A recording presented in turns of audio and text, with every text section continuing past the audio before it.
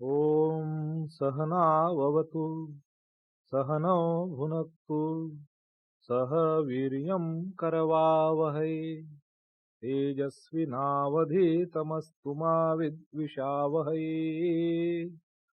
ॐ शान्ति शान्ति शान्तिः। हरिः ॐ। पार्थाय प्रतिबोधिताम् भगवता नारायणेन स्वयं व्यासेन ग्रथिताम् पुराणमुनिना मध्ये महाभारतम् अद्वैतामृतवर्षिणीम् भगवतीम् अष्टादशाध्यायिनीम् अम्ब त्वाम् अनुसन्दधामि। भगवद्गीते भवद्वेषिणीम्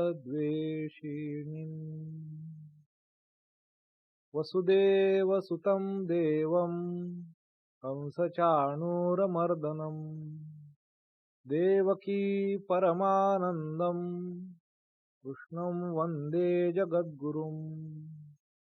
मूकं करोति वाचालं पङ्गुं लङ्घयते गिरिं यत्कृपातमहं वन्दे परमानन्दमाधवम्।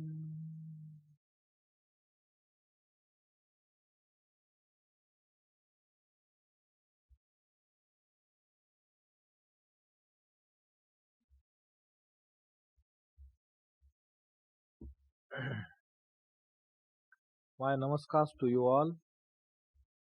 We are deliberating verses on Srimad Bhagavad Gita.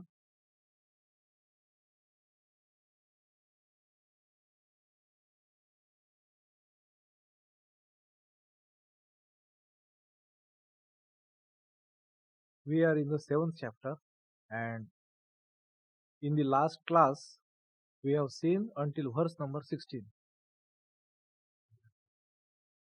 So in the verse 16,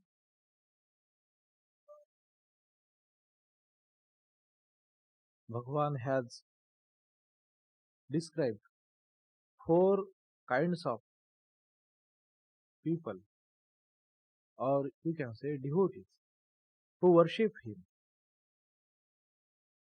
Chaturvidha bhajante mam janaha sukritu no arjunaha. Sukriti no arjunaha. Sukriti no means the one who does the good acts by the virtue of their good acts, by their good deeds, by their punya prabhava. These people are called as Sukrutinaha. Sukrutinaha. These are Arjuna. These 4 people, due to the force of their good deeds, good actions, their punya prabhava, they come to worship me. And then he describes them as, so first one is Artha, then is Jidnyasu, then the Artharthi, and the fourth one is Jnani. So Artha is the one who calls upon God, who is in distress, who is in some pain, agony, who is suffering, and to relieve his suffering, he calls upon God. He is Artha. So now this word Artha, from the same word, this word we generally use, and we have, every one of us has heard of. That word is Arati. So what is the import? So when in evening, generally when there is arti, so it is the essential sentiment of it. It should be. Then only it is arti. So, uh, so arti is a plaintive, uh, heart curdling prayer. That is arti. So arti is not supposed to be jubilation. Arti is not supposed to be exuberant with joy, because arati itself means it is, it is call sprouting forth from pain. So that pain might be either worldly or it can be spiritual. So we see in the life of Sri Ramakrishna that the day used to pass, and then in the evening his heart is to, churn, like, and he used to say with lot of anguish and pain to mother that his day also have passed, but I didn't have your vision. And that is to that, in that thought that his life will pass away in this way, and he may not get the vision of the mother. So he is to, weep for mother, and losing all consciousness of the world or the surrounding and of his even own person. So arati, so it has to be therefore filled with that intensity of artata. Arti should have artata. That is arti. So the artha is the one, is the first category, and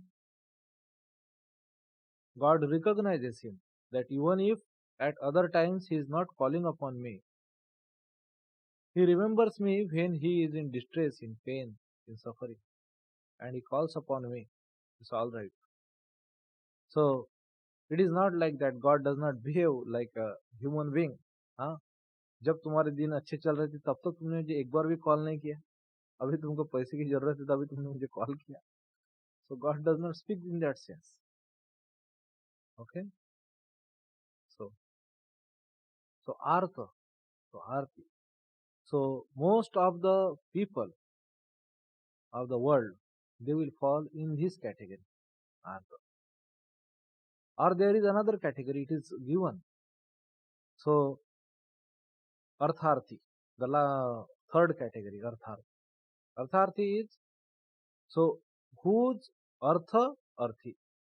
Arthi is not in the Hindi, what we say arthi. So arthi is the person. Artha means hetu. Artha means hetu. So artha means not only money or any financial or wealth. It does not mean only that. It can be any resource or any instrument. So artha or purpose. Like in Hindi there is expression, आपके यहाँ आने का तात्पर्य अर्थ क्या है, आपके ऐसे करने का. तो व्हाट इज आस्किंग, हेतु क्या है, क्या अर्थ है इसका, या फिर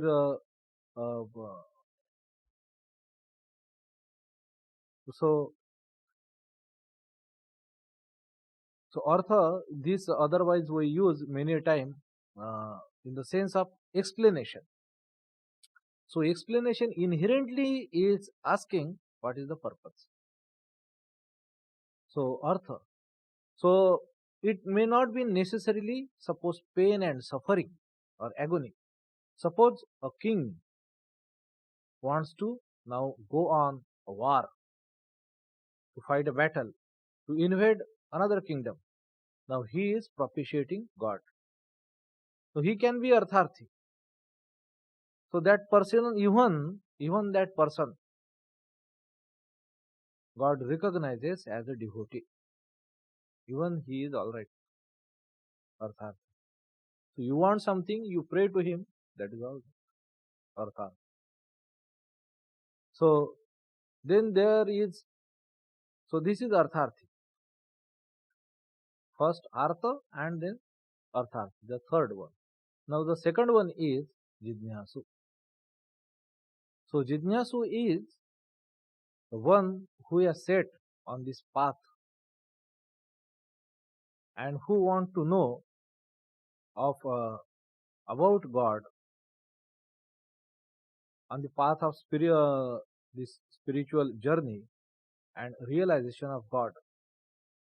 He may be person who may not entirely believe or entirely subscribe to the idea, but he is interested to know, he is open to know, he is open to embrace. So he is cynical, he is doubtful, so he might be putting arguments. Even God recognized that person. So he has questions. All right, no problem. As long as he is honest, all right. So this is the second one. So Artha, Jidnyasu and Artharthi. These are the three people. The fourth one is Jnani. The fourth one is the person who is now, who has realized. For him, it is no more matter of belief. It is no more matter of conviction. It is no more matter of habit. It is no more matter of traditions, etc.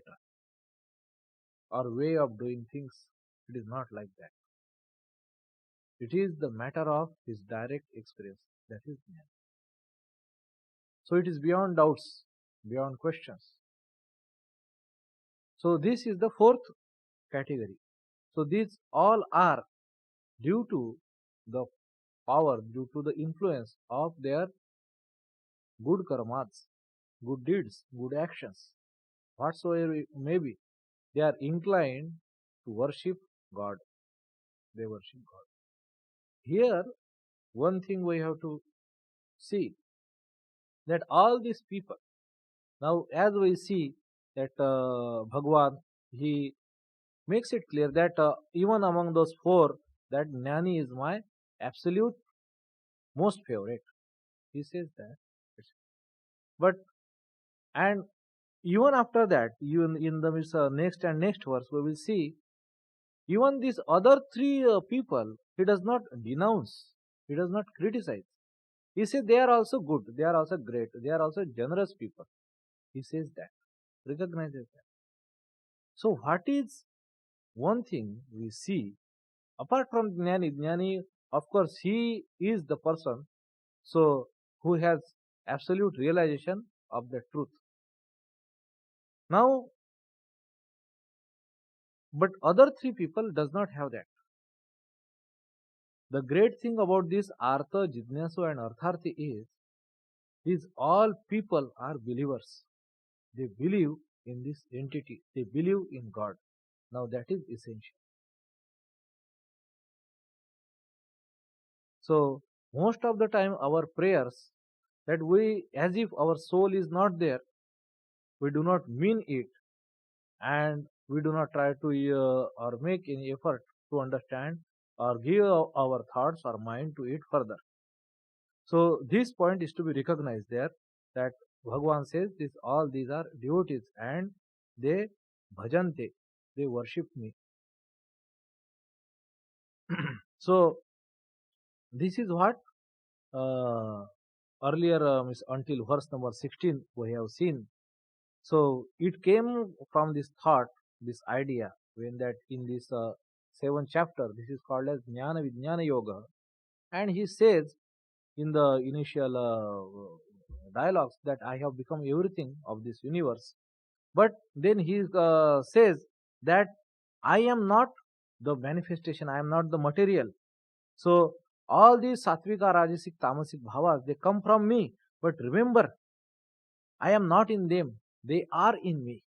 So this is something statement that I am not the content of the manifestation of this world. I am not the content of it. Rather, they live in me. I am the superset. So, and he says, due to these three gunas, due to this material which appears in three different ways. So, bhavaha. So, these three bhavas form of the three gunas. Whole this world, sarvamidam jagat, is mohitam. Their intelligence, their judgment is clouded. And that's why they do not know me, that I am something supreme and indivisible. They do not know me such, apart from this world which is divisible and not supreme. And he says, this is my Maya, which is Daivi, that is divine. And it is very difficult to go past through it. Mama Maya Duratyaya, that he said in 14th verse. And he says, those who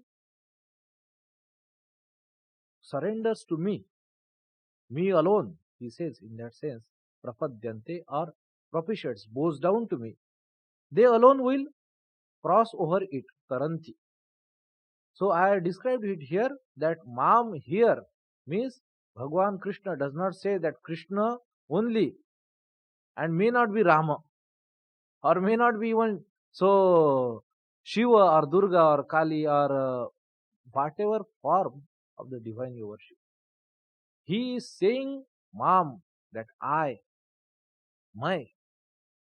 ये जो भगवान इस समय इस भाषा में बोल रहे हैं, क्योंकि इस समय भगवान अत्यंत उच्च योगा अवस्था में है कि समाधि से किंचित दूर ऐसी अवस्था, जैसे श्री रामकृष्ण के जीवन में हमको देखते हैं, श्री रामकृष्ण उसको भावमुख अवस्था ऐसे कहते हैं कि जैसे मन अभी एक क्षण में समाधि में समाहित हो जाए.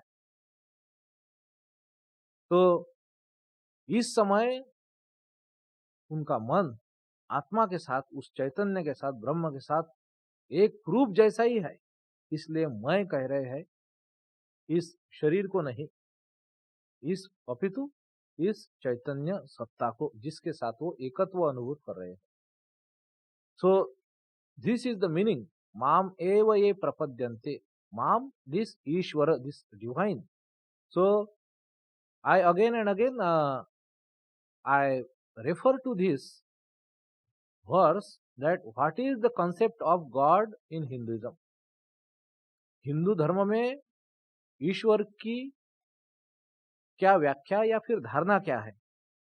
So again and again I refer to this 6th verse of the 4th chapter. So there it very clearly says, in all three Veds. So there it says, Ajopi san avyayatma bhutanam ishwaropi san prakrutim swam adhisthaya sambhavami atmamayaya. So here Bhagavan says, Ajopi san avyayatma refers to the Brahman, the consciousness, the principle. So the Advaitavadins, they only accept this. Whereas Bhagwan is accepting all three. He says, I am all these three. You may choose to worship one, that is it is up to your taste, your prerogative, your liking. So Brahman of the Advaitavadins, Ajopi san avyayatma, denoted by this phrase. Then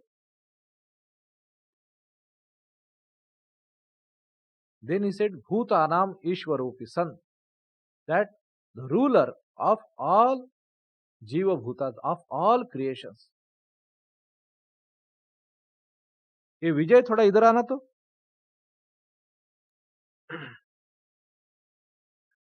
Bhutanam Ishwaropi san. This is what the Ishvara, the concept of Ishvara in Hinduism is.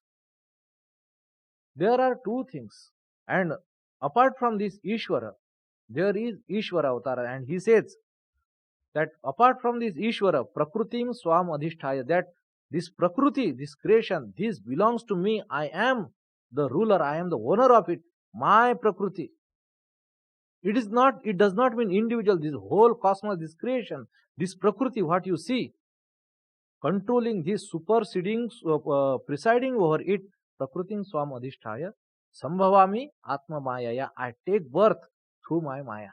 So these are the three things Bhagavan say in this verse number 6 of chapter number 4, that this is the concept of God in Hinduism. So he is Brahman, he is Ishvara, and third thing, he is Ishvara avatar too. He takes birth in flesh and bone like everybody of us, but just not like us. Because he can say Swam Adhisthaya, Prakrutim Swam Adhisthaya. He is the ruler, he is the presiding over Prakriti. He is Prakruti Dhish, Maya Dhish. We are not. We are Maya Dhin. We take birth due to the force of our karma, prarabdha karma. We are Prakruti Adhina. He is Prakruti not Adhina. He is Prakruti Adhisha. He is Adhishwara of the Prakriti. There is the difference. So he is Ishvara Avatar and we are Jiva. So he is Ishvara, we are Jiva. He is Ishvara Avatar also, and he is also the Brahman. Now Brahman and Ishvara, again this difference is that Brahman has not become, so to say, whole of creation. So whole of one of the Upanishads says that he has become this universe by the 1/4, and he still 3/4 left. This is how Upanishad puts it. So make whatsoever you mean by that. So whatever the existing creation is just by 1/4 he has become that. And of that 1/4 we are very little pygmy.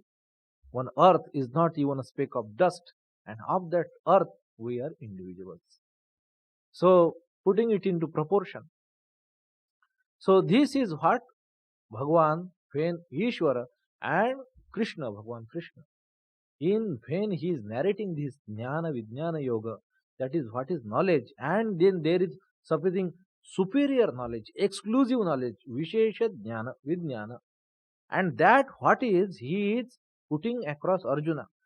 And in that stream now his mind is at a very high stage, and he, in the beginning we see, he says that I have become everything, Arjuna. This is that Vishesh knowledge. And then he tried to make a puts like a counter check, that you should not mistake that I have become this universe as in material, that Brahman cannot be material. And that's why he says that they are in me, I am not in them. And continuing this idea, that how complex this idea is, that due to Maya, people will not be able to differentiate into it. They will not be able to understand this. And the people who are Dushkrutina and Mudha, who are dumb as well as given rise to having evil propensities, these people will not, they are Adhama among the men. And these people will not worship me. And because taken shelter to these evil propensities, their knowledge has been robbed by Maya. And then he says, there are other people who worship me. They are of the 4 kinds, which I described just now. And he says, among these 4, Tesham means among these 4, Jnani, the one who has realized this principle, this truth, which we call as God, Tesham Jnani, because he has realized. So that is the power of realization. Realize not in the sense of our colloquial term. Now I have realized that, it means that what we mean to say is, I have understood it better, or we have understood it clearly. Realization is not that. What we say in the spiritual context or in the terms of philosophy, their jnana or realization is not better understanding. It is something going beyond understanding. So understanding is a phenomena what happens within the realms of the mind. That is understanding. So whatever possible, here there is something extraordinary concept, what they say as realization. This what we say Brahman or Karma, Atman, or this ultimate reality, it lies beyond mind. So you cannot contemplate it, you cannot think it. You have to, so to going beyond mind, because what would it mean? It means that you cease to exist, because your existence is all the time is supported by these four faculties of the mind. That's why it is called as Antakarna Chatushtay. Antakarna Chatushtay, four things are Mana, Buddhi, Chitta and Ahankara. So you are always thinking uh, in the form of Sankalpa and Vikalpa, that you are doubting, you are asserting. That is Sankalpa and Vikalpa. That is one faculty, mind. Then the deciding faculty, you come to a decision. So it is not just thoughts to and fro. You come to a decision, that is Buddhi. Then all your past knowledge, repository or store or library of it is called the Chitta. That is the fourth one, with which to which you refer when you are, oscillating between the ideas before coming to a decision. You take the help of your library of the previous knowledge, which is called a Chitta. And then the fourth one, to which you react emotionally, feeling happier or otherwise, that is called as ego. Ego is the self consciousness, that your just awareness, I am, that is ego. I am such and such person, you are such and such person. Ego is the illusion which is created into the canvas of infinity, which helps us realize that I am an individual separate from you. The sense of separation, the sense of individuality itself is the ego. Ego is not arrogance. So it is, in our colloquial language or in our day-to-day language, we may say, what a big fat ego he has. That is all right in that context. Here when we say ego, ego is the knowledge of individuality. That is ego. So meaning to realize God, you have to go past this. So this has to be dissolved absolutely, not lessened or reduced. They must dissolve, they must not exist, and that is what then only the ultimate reality which lies beyond that is realized in itself. Sri Ramakrishna used the word. So what happens then? He used the word in Bengal. He says, "Bodhe bodh hoy." This is what he says. That this तुमको बोध में बोध होता है. If I translate into Hindi. So you do not realize God.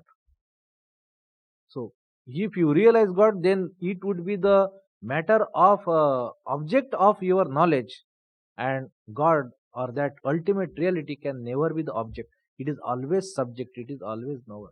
So this triumvirate, this triangle of knower, process of knowledge, and which is known, knower, known, and process of knowledge.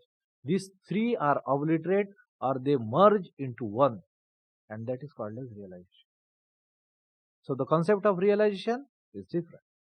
So jnani, and what is the impact, the effect of it? Once this knowledge happens, this maya, this illusion disappears forever. That person is, he may live in this body. Those people are called as Jivan Mukta Mahapurushas.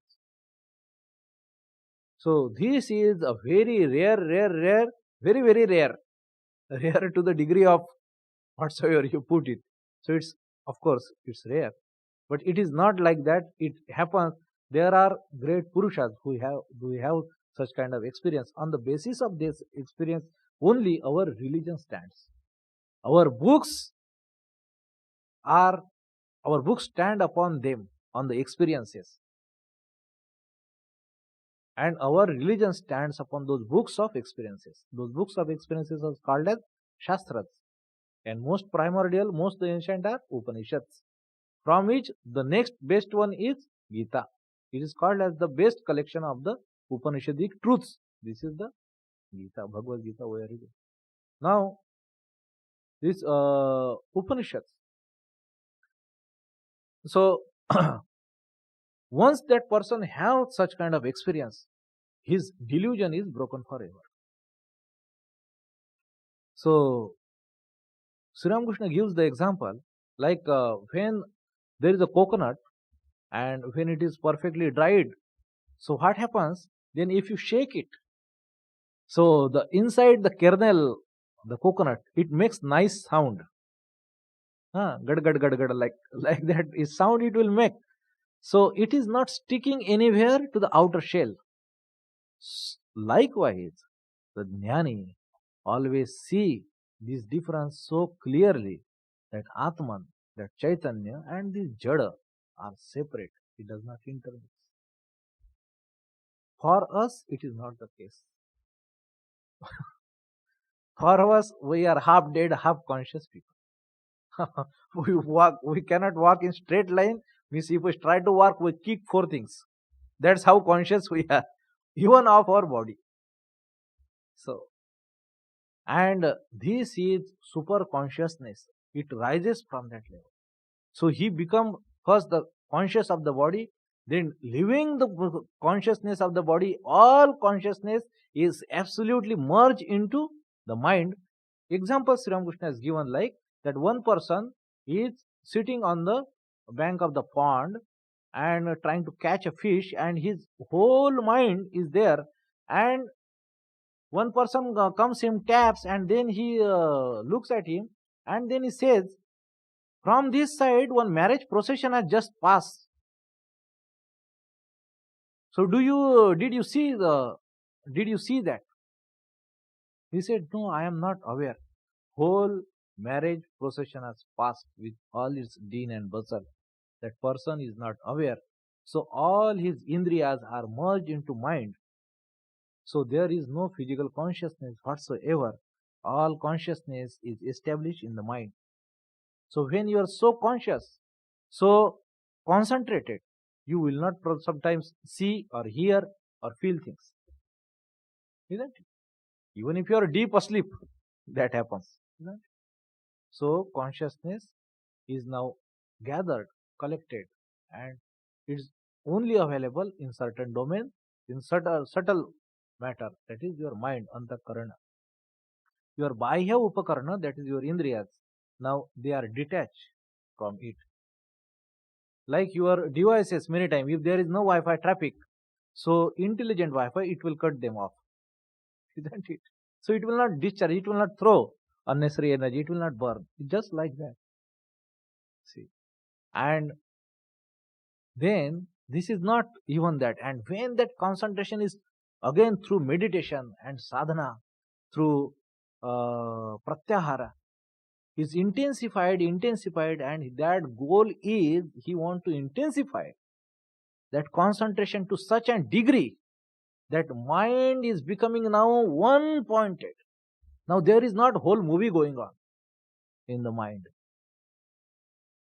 And in that one point, as if it want to break through and go through it, to what?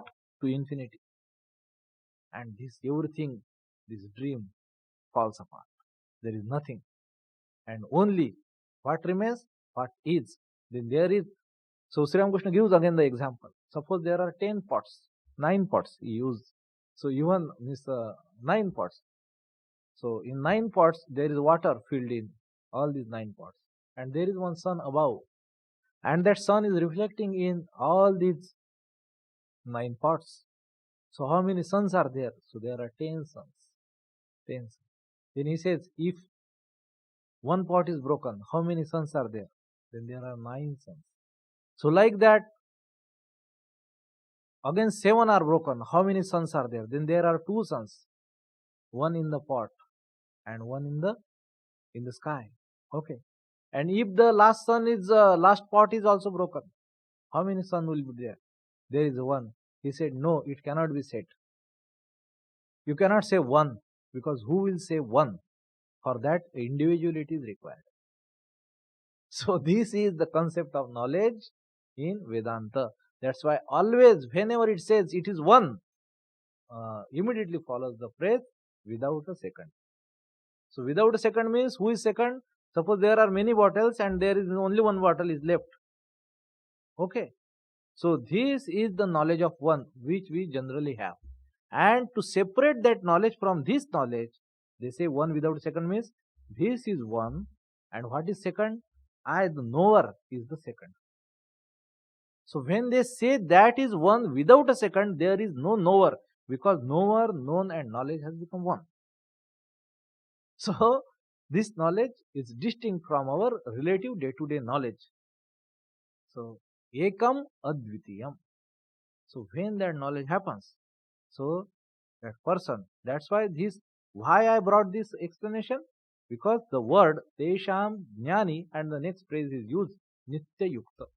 Because of course we are not नित्य युक्त. अभी भगवान को जाके प्रार्थना करेंगे, बाद में एक कॉल आया, दूसरी तरफ हमारा मन चला जाता है या कुछ भी.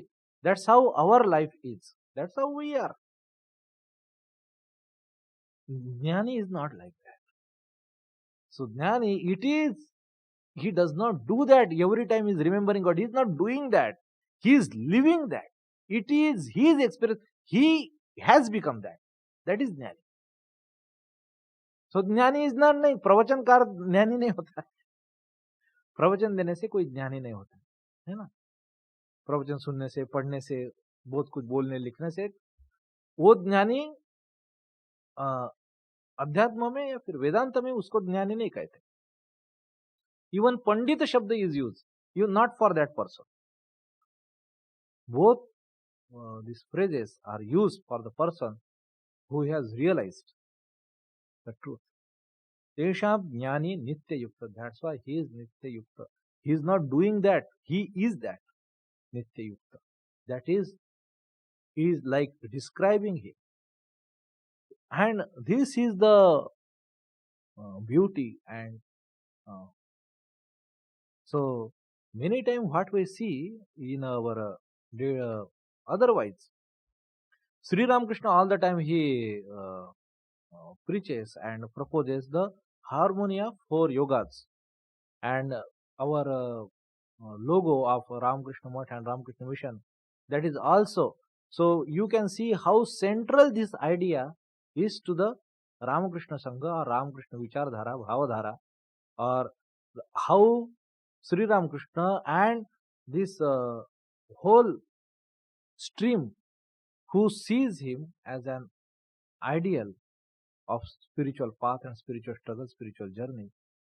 So how central this idea is to for all of them.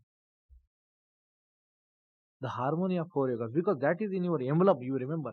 So when we are to say someone that who are we, Ramakrishna Math or Ramakrishna Mission, and this is our logo, we are in the first interaction, we are say that we are about harmony of 4 yogas. That's what we are. And in general, what we see is so India is like a supermarket of spirituality and religion. So there are many streams and many expressions and many shades, many colors and so many things. So what we see, if somebody is jnani, then he is mocking bhakta. So bhakti is something for the degenerate fellows. So, and bhakta will say this jnani is a stupid, arrogant fellows or something like that. So similarly, who is action oriented, he will say this doing meditation is a selfish fellows. The meditation fellows will say these are the fellows are just they are nothing but they are materialistic. So jnani is cursing the bhakta, bhakta is cursing jnani. So yogi is cursing the karmi, karmi is cursing the yogi. So but Sri Ramakrishna proposes this idea, and from it is beautiful that in the very fundamental scriptures, like Gita is no ordinary scriptures, because in Hinduism, when Swami Vivekananda says that when Hindus say Shastra means what? There are the 3 books, not every other book. So unless so these 3 are called as Prasthanatrayi. If Hindus say Shastras, means they are 3 books. 3 books in the say not the 3 books exactly, but first is Upanishads. They are called as the Shruti Prasthat because they come from the Vedas. And then this Smruti Prasthan, that is Bhagavad Gita, because it is found in Smrutis, that is our Mahabharata. Itihasa Purana, they are called as Smrutis. So Smruti Prasthan. And then third is called as Nyaya Prasthan, that is Brahma Sutra. So these are the Shastras of the Hindus. So because they fundamentally deal with the principle. Now everything is the extrapolation of it. Everything. Now, once we know this, this is the bedrock of it. Anything, Shankaracharya says that anywhere Smriti goes against Shruti, that is Upanishadic truths. And fundamentally this, that what is the ultimate nature of the human being or the reality. That is the one thing Upanishad has to say. They are not talking about the rituals, they are not talking about the Veds, they are not talking about anything. Only one thing, what is the reality, what is the truth, that's it. And anything goes against that principle or that idea has to be rejected. They say the ultimate reality of the individual or of the universe is one and the same. It is infinite, it is non-material, it is Chaitanya, it is self-conscious, eternal, permanent, indivisible, infinite, one, pure. That's what the ultimate truth is. That's it. Now everything is about discussion, means how you come to that and how to reach that, etc. etc. So this is the bedrock of our religion. Now in this such an important Shastra like Bhagavad Gita, so Bhagavad Gita can be considered the most popular, most accessible, most easiest for all individuals. So all Hindus, if so to say, they must have Bhagavad Gita, because Bhagavad Gita is such a essential scripture. So it is the status of Bhagavad Gita. Now Bhagavad Gita says, first Bhagavan is saying Tesham Jnani Nityukta. He says Jnani. And in the next phrase itself he says Eka Bhaktir Vishishyate. So Jnani, with that Eka Bhakti, one pointed devotion. Now he is something special. That Bhagavan says Vishishyate. That he is something special. Eka Bhaktir Vishishyate. So Jnani having Bhakti, that is the person I want.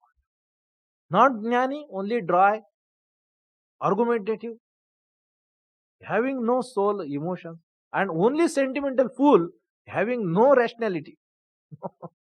None of these things. So, Tesham Jnani Nitya Yukta Eka Bhaktir Vishishyate. And he says Priya, Priyo Hi Jnaninaha Atyartham, Ati Artham. So he says, means Bhagavan Sri Krishna is not finding words enough. Means his mouth is filled with sweetness when he is saying that. Means everywhere, means in the whole line, Priyo hi jnaninotyartham aham sacha mama priya. His means in these words he expresses his love for such a devotee. That such a devotee, such a jnani, who has realized this truth, and then his one pointed devotion. If we see Sri Ramakrishna's life, so Swami Vivekananda said that during the last part of his life, that he says that my mind has become so fragile that I cannot read even a romantic novel. I cannot read even romantic novel. That with the hammering of this knowledge and this tattva jnana, I have kept my heart in limits, in bounds. I kept my heart in check. This is what. So even Sri Ramakrishna's name would be enough for Swami Vivekananda to go into raptures. That was the state of Vivekananda. So he says, so I am like that all knowledge outside and all devotion within. That is Vivekananda. That we see him completely differently. He is so emotional about Sri Ramakrishna that he says that I do not have strength even to read a romantic novel. I do not have that strength. So just means due to this action and this hammering of this tattva jnana, I have kept my emotions in check, my emotional heart in check. Whereas he says Sri Ramakrishna is all outside bhakti and all jnana within. And that's why that stanza he wrote uh, uh, to Sri Ramakrishna. So there Achandala Prathihatarayo Yasya Prema Pravaha Lokatitopi Ahanajaho Loka Kalyan Marga. And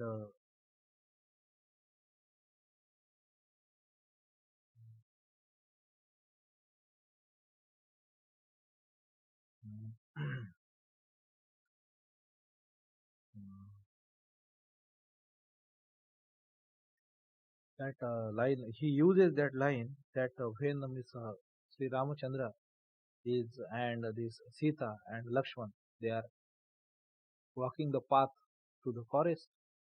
So that path is a pedestrian, small path that one person can walk at a time. So Sita is in between, Rama is in front, and Lakshmana is behind Sita. So because Sita is in between, he is not able to see Rama. So that analogy the Swamiji has used, that Rama represents the knowledge and Sita represents the bhakti. That bhakti as if covered the knowledge, and that's how Sri Ramakrishna's, Vapu Sri Ramakrishna's whole being is. That whole knowledge is covered with outside bhakti. So this is what it reminds us. Tesham jnani nitya yukta eka bhaktir vishishyate. That we see that knowledge is never dispelled from him, and all the time he is talking about devotion. And this is in praise of Sri Ramakrishna. Sri Ramakrishna Stotram is simple its name. It starts with Achandala Pratihatarayo Yasya Prema Pravaha. So this is the first line. So I am the second couplet, I tend to always miss that. So in the first line he says Achandalaha. So until Chandalas also, the stream of whose love was never inhibited. Yasya prema pravaha achandala pratihatarayo. And lokatita, being realized, whose delusion has fallen apart, who has realized him that he does not belong to this, he is from lokatitopi. So he is not amongst us, that he belongs somewhere of higher class. Still, for the welfare of the world, who never stop and working day and night, lokatitopi ahahana jahav, that he never gave up. Day and night he is working. Loka Kalyana Margam.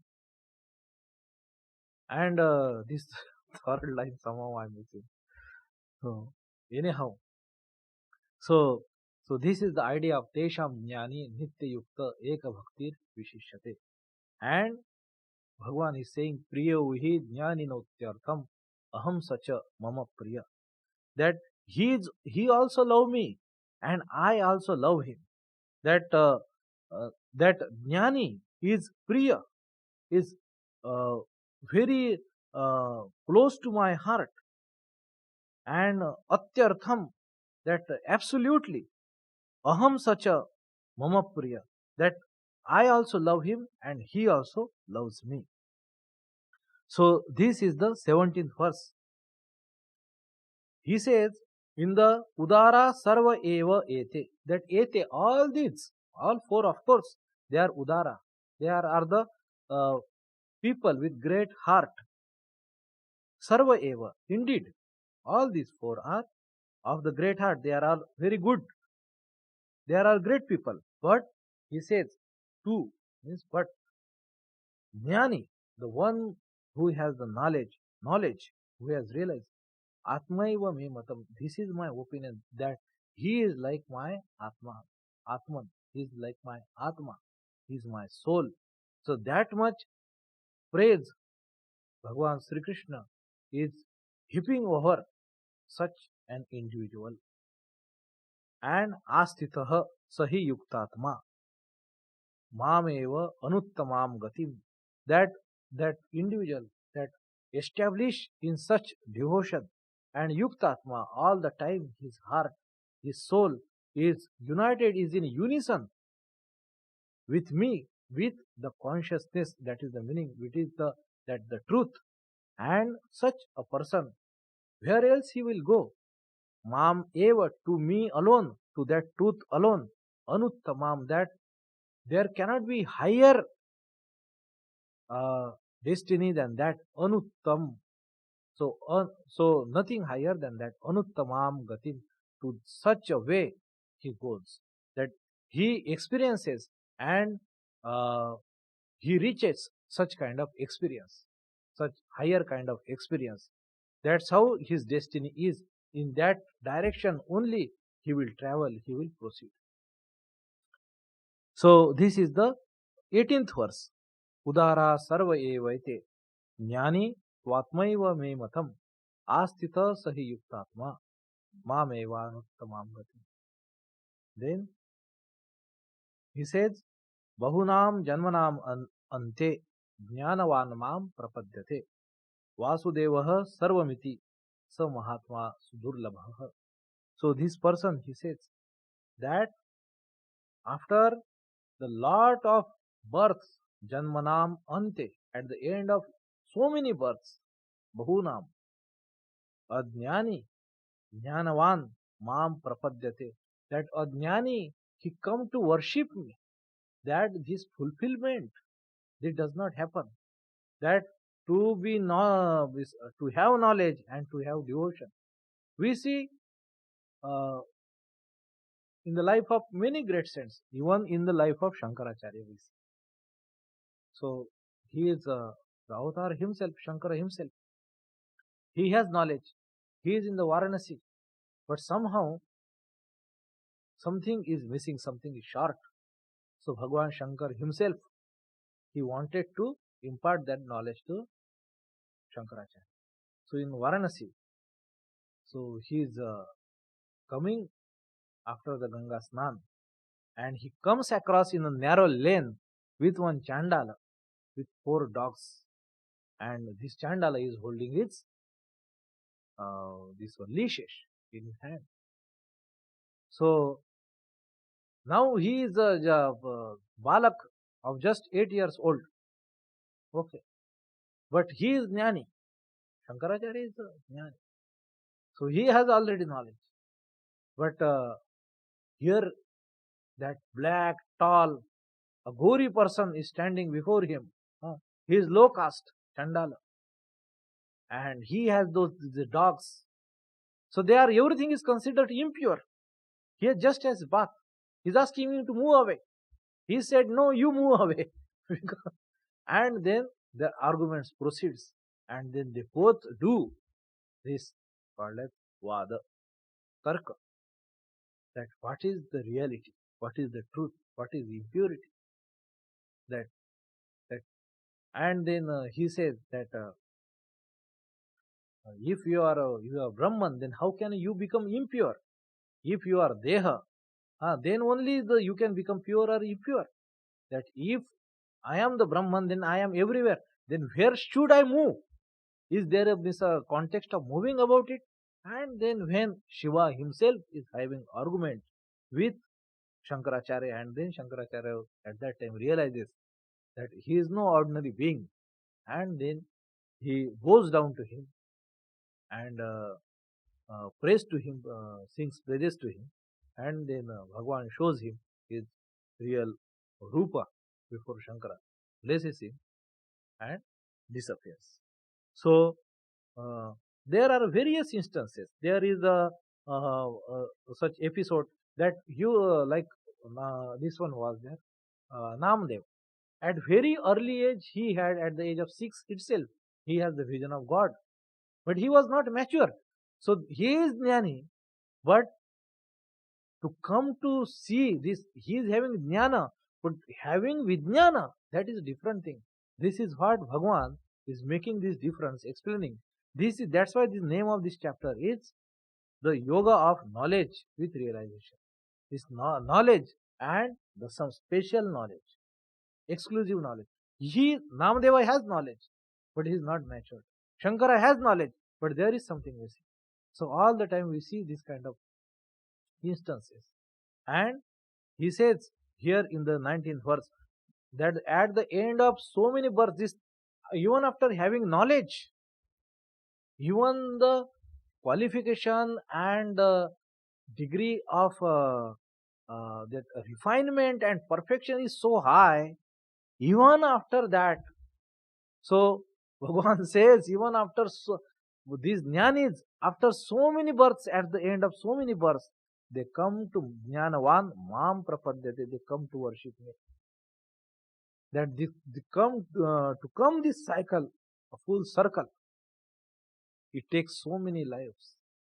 And he says, and thus, what is the meaning of that mam prapadyate? Then he is having vijnana. What is vijnana?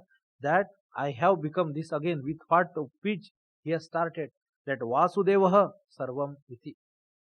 That God has become everything, this knowledge to get, and such a Mahatma, such a great soul is Sudurlabha. It is not only Durlabha, it is not only rare, it is indeed very, very rare.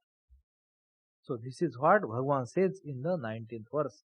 So Bahunam Janmanam Ante Jnanavan Mam Prapadyate. So Jnani come to have the develop that devotion to worship me. He has the full knowledge now that Vasudeva, that God has become everything. Vasudeva Sarvam Iti. And such a Mahatma, such a person who is having such full, complete knowledge, that individual is very rare. This is what Bhagavan said in the 19th verse. So we take a break here. So from 20th verse, so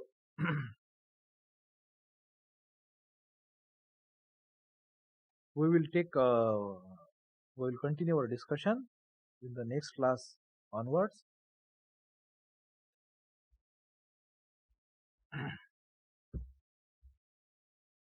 Om Shanti Shanti Shanti Harihi Om Tat Sat Shri Ramakrishna Arpanamastu.